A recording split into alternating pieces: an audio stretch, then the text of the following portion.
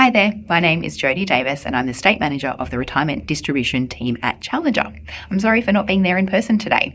My colleague Gideon Tuckman and I, and you'll meet Gideon in just a moment, were required to be interstate. But we do want to pass up an opportunity to say hello, to introduce Challenger, and to share a little bit about the power of working with an advisor like the team at Find Wealth in the lead up to retirement, in retirement, but also when considering aged care for either yourselves or a loved one in the future. Challenger is an ASX-listed investment management firm. And as Australia's largest and most well-known provider of annuities, we provide regular income payments to thousands of Australian retirees and customers every single year. In fact, we've never missed a payment, and it's our goal to provide financial security in retirement. We have a variety of different solutions to support financial planning strategies, like term annuities, which are very similar to term deposits, lifetime annuities, which provide regular income payments for life and which also have some fabulous aged pension benefits, but also purpose-built solutions that are specific to people considering entering residential aged care in the future, and that's the reason that we're here to talk to you today. I lead a team of 9 retirement specialists who all work with financial advisors like Warren and Erin to provide training, education and support in the areas of retirement, retirement income and also aged care. And it's our purpose to empower advisors to provide enhanced retirement and aged care outcomes for their clients. It's what gets our team out of bed in the morning, and it's why we enjoy working with advisors like Warren and Erin so much. We definitely have a lot in common in that regard, enhanced retirement and aged care outcomes. It's why it's such a pleasure to be with you here today. With that, I'd like to hand over to my colleague Gideon Tuckman, Senior Business Development Manager at Challenger, who's got some information to share on the areas of aged care, why working with an aged care specialist is so important, and an example of a strategy to help demonstrate the outcomes that can be achieved when doing this, when working with an advisor. Enjoy your day. Thanks to the Find Wealth team for having us here along with you today, even if it is virtual, and all the best for the festive season. Over to you, Gideon. Good afternoon, everyone. My name is Gideon Tuckman and I'm a Senior Business Development Manager at Challenger. Once again, please accept our apologies that we were not able to be with you this afternoon in person. Both Jodie and myself have worked with Warren for a number of years, supporting him with client strategies across both the retirement space and also for those in aged care. Over the next few minutes, I will do my best to explain to you where a financial advisor can significantly assist you and your family in this area.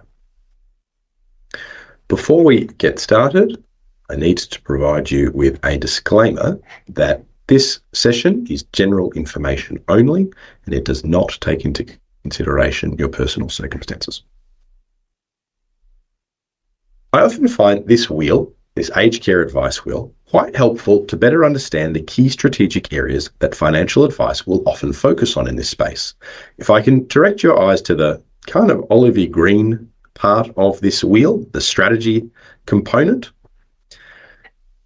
decisions around what to do with the family home, the first thing noted up the top of it, whether we keep it, whether we sell it, whether we rent it, or anything in between, and also how we fund the costs of our accommodation in aged care. So that's a couple of abbreviations that I'm going to use a few times, where that is we pay what's called a RAD, a refundable accommodation deposit, which is in a sense like buying your room in an aged care facility, or whether we choose to essentially pay almost like rent, a daily accommodation payment.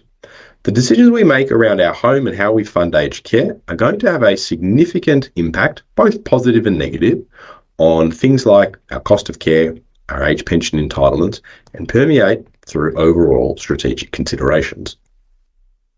An advisor can guide you through that process along with the most appropriate strategy for your circumstances, and this in aged care will generally be aimed at 5 key aspects. Looking at engaging in strategies to reduce the cost of care, to maximise social security entitlements where that's relevant, ultimately to maximise cash flow, to maximise or improve estate outcomes, and to minimise tax. In supporting these strategic goals, as you can see on the other side of this wheel, there are some investment considerations, and at times that can be necessary and an appropriate option, and that is where Challenger comes in. Challenger has the only purpose-built investment product designed specifically for those entering residential aged care. It is called Care Plus. The best way that I can explain Care Plus is that it is deposit-like. If, for example, I was to invest $400,000, I would receive guaranteed monthly income payments for as long as I live. And upon death, $400,000 is always guaranteed to be paid either to my estate or nominated beneficiaries. The way that Care Plus is structured is that it is part lifetime annuity, and that is where our guaranteed monthly income for life arises, and part life insurance policy, which is largely where our guaranteed estate outcomes arise. It is the combination of these two assets specifically for this purpose that can achieve a variety of outcomes to complement the strategic goals that we first looked at in our little wheel. As an example, the lifetime annuity component receives favourable treatment under both the age pension and aged care asset tests, and so it may help accordingly in these areas. It provides an attractive guaranteed rate of return with tax-effective income that is paid monthly to help meet ongoing aged care expenses.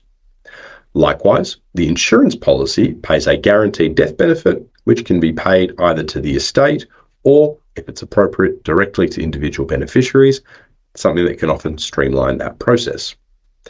I would like to piece this all together with a quick example to demonstrate the value of advice in the aged care space, and I think the importance of seeking advice in the aged care space. And to do that, I'm going to introduce us to Mary. Now, Mary is 85 years old. Her husband passed away recently, and she hasn't been in the greatest of health. She has recently been approved for residential aged care, and she's moving into a room that has a RAD, so the cost of the room is $780,000. Mary owns her own home in Balwyn that's worth about $1.5 million. She has $200,000 sitting in the bank, personal assets of $10,000, and she currently receives the full rate of age pension for a single person, which is just over $28,000 a year. Now, as you will see when we go through this, I made the comment at the start of this that the decisions that we make around the house and the decisions that we make around how we fund our accommodation costs, whether we pay the RAD or we kind of rent the room by paying the DAP, they will have significant implications, both positive and negative, on different aspects of our strategy wheel. So we are going to look at, for Mary, 4 different strategies. The first one is a current scenario. So everything is as it is. She enters care. What does that look like today? Second thing we're going to look at is what happens if she decides to rent out her house for $800 a week. And we'll notice how all of her strategic aged care cash flow considerations, how that all starts to change. We will look at what happens if she sells her home. So we'll assume she sells a home for the $1.5 million and pays her RAD in full, pays that $780,000 in full, and that leaves her with an additional $720,000 in the bank, $920,000 in total. And the last thing we'll look at is an investment consideration using Care Plus, with the majority of those funds, $850,000, leaving $70,000 in cash. As we break this down, let's start on the left-hand side with our current scenario. And we can see in this scenario, Mary is currently receiving the full age pension. We are assuming some interest on her current cash balance. That is giving her total income of about $36,000 a year. In terms of the costs of aged care, everybody pays what's called a basic daily care fee, which is currently a little bit over $22,000. There's nothing we can do about that. Whatever somebody's means are, everybody will pay that. We then, on top of that, have a means-tested care fee, so this MTCF abbreviation. And that is based on my assessable assets and income for aged care purposes. And for Mary, that is currently $2,100. I then have my DAP, so my accommodation payments, because I'm effectively renting the room in a way, and that's going to be $63,500 a year. I've got a bit of tax payable from my income. I'm assuming I've got other living expenses of about $50 a week. Total expenses, $91,000. Currently, Mary has a cash flow deficit of just over $54,000 a year. So we now start to look at what can we do to try and improve her position. One thing that we're going to look at is renting the house. We rent out the house. Obviously, if where my mouse is sitting on this screen, we rent out the house, have significantly more income, but that has impacted our age pension entitlements because we have more accessible income for that purpose. Our basic daily fee, as we look down the costs of aged care, remains the same. Our means tested care fee has significantly increased. That is because we have more accessible income from our rent. Our accommodation costs in aged care are unchanged. We're still paying over $63,000 a year for our room. We have more tax payable. Total expenses $110. Our position has improved slightly. We have a cash flow deficit that is now negative $51,900. What happens if we sell the home? So let's assume that we sell the home and we pay our RAD in full. Where my mouse is now sitting on this screen. Sold the house, paid the RAD in full. Now, the house has concessional treatment for both the age pension and aged care means tests. And as a result of selling it and having a net surplus of cash, we've lost our age pension. We're assuming an interest return on the balance there. That's where our income is coming from.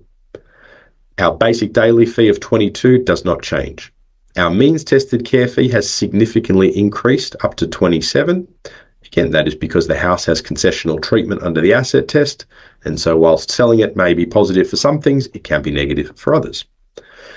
Our accommodation costs, however, in aged care, because we have now paid our RAD, we no longer have ongoing accommodation costs. We've still got some tax payable, we've still got expenses of $50 a week, but our cash flow deficit now has reduced to negative $16,700. If we look at the next thing, we now have surplus funds. There may be reason to look at an investment consideration. And in this scenario, we're looking at using $850,000 to look at Care Plus. Care Plus has favourable treatment, as I mentioned, under the asset test. This is relevant for Mary, and as a result, she will be entitled to over $7,000 in age pension. Care Plus is going to pay annual income paid monthly of over $45,000. Our basic daily fee remains the same. Our means tested fee, because of Care Plus's asset test treatment in this scenario, our means tested fee, our cost of care reduces slightly. Our DAP is zero. We have tax effective income, so our tax payable is now zero. Our total expenses are now less than our total income, and we in fact have a cash flow surplus of over $5,000. Once again, I hope that this very quick example highlights the importance that advice can play and the significance that advice can play in the aged care space. What may seem like relatively vanilla decisions around keeping the house or selling their house filter through to all of those key strategic elements and can make a very significant difference to cash flow and estate outcomes. If I take us back to that wheel to quickly round this out, what we've done with our family home has had significant impacts on our strategy around the cost of care, around our age pension entitlements. We've varied from full to part age pensions to no age pension. It's had significant impacts, almost a total of $60,000 a year on our cash flow difference. That can feed through to estate outcomes, and we saw different figures for our tax payable in each of those examples.